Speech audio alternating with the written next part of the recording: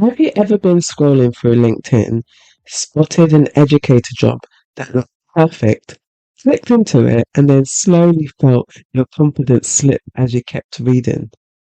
At first, it feels promising, right? You think, yes, I can do this. Then you reach the requirement section, and suddenly you're questioning everything.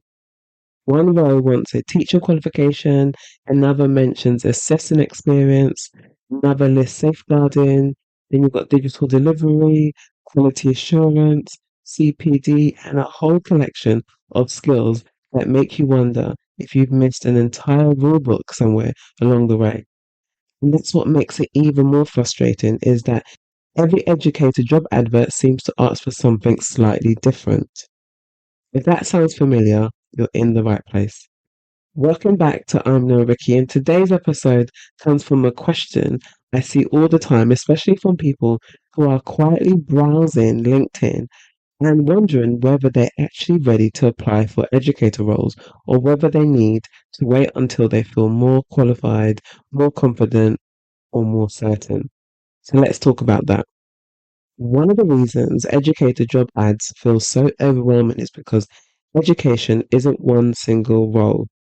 Each teaching, training, assessing, mentoring, and quality responsibilities often overlap, but they don't always show up clearly on paper. Some job descriptions are written by people who truly understand education.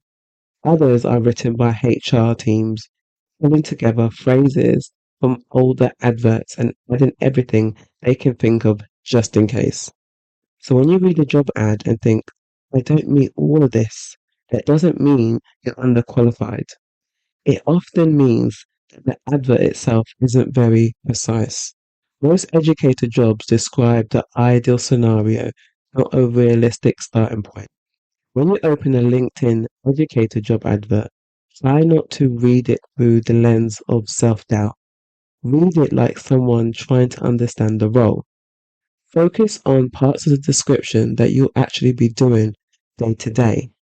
Phrases like you'll be responsible for, or the successful candidate will, usually will kind of give you a clearer insight into what really matters for that company. Then look at the essentials and desirable criteria. Essentials usually means they cannot appoint someone without them. Desirables means that they would like it, but they're open to developing the right person. It's important to remember employers are rarely expecting someone to arrive fully formed. They are looking for someone capable, reflective, and willing to grow. This is where many experienced professionals underestimate themselves. If you've worked in practice, whether in the treatment rooms, clinics, spas, or training environments, you already have educator skills. Let me tell you how. If you've demonstrated a treatment to a colleague, that is teaching. If you've explained why a technique matters, that is theory delivery. If you've corrected someone's technique or signed them off as competent, that is assessment. If you've adapted your explanation because someone didn't understand the first time, that is inclusive teaching. Educator job ads use formal language, but the skills behind the language are often very familiar. The gap is rarely experienced, it's more so about translation. So here's a simple shift that can make LinkedIn feel far less intimidating. Instead of analyzing one job advert in isolation, look at 5 educator roles you would genuinely be interested in. When you do that, patterns start to appear. The same skills show up repeatedly: lesson planning, assessment and feedback, safeguarding, inclusive teaching, digital delivery, record keeping. Once you spot those patterns, you stop feeling judged by LinkedIn and start using it as a tool. Now, let's do a gentle self check without the pressure. Firstly, ask yourself whether you have a recognized teaching qualification, such as a Level 3 award or the Level 4 certificate in education and training. If not, are you actively working towards one? The next question is, do you have recent CPD or assessing experience that shows you're current and engaged with your professional development? Thirdly, Are you demonstrating inclusive teaching in practice, not just stating it? Because you want to definitely have examples of those.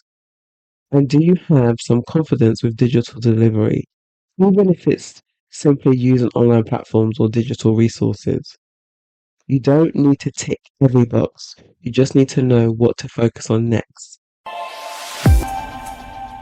Here's a quick pause to say thank you to Developing Educators Academy for supporting this episode.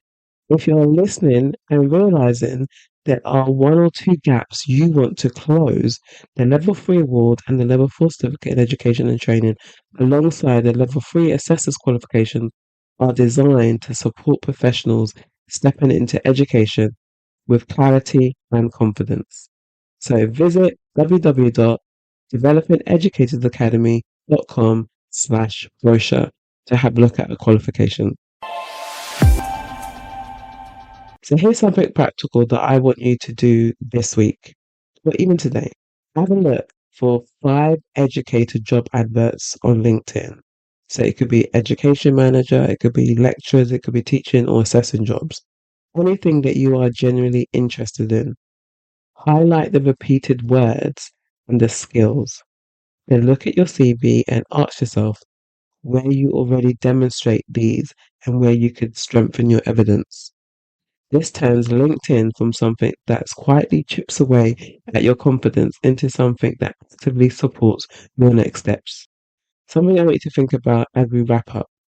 Most people don't miss out on educator roles because they lack ability. They miss out because they don't recognize their own skills in education language. Once you learn to read job adverts properly, everything feels clearer.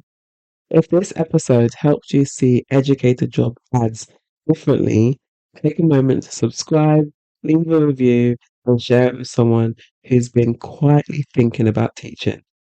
Remember, you are not behind, you're building, and you're no rookie in the game of life. I'll see you on the next episode. Take care.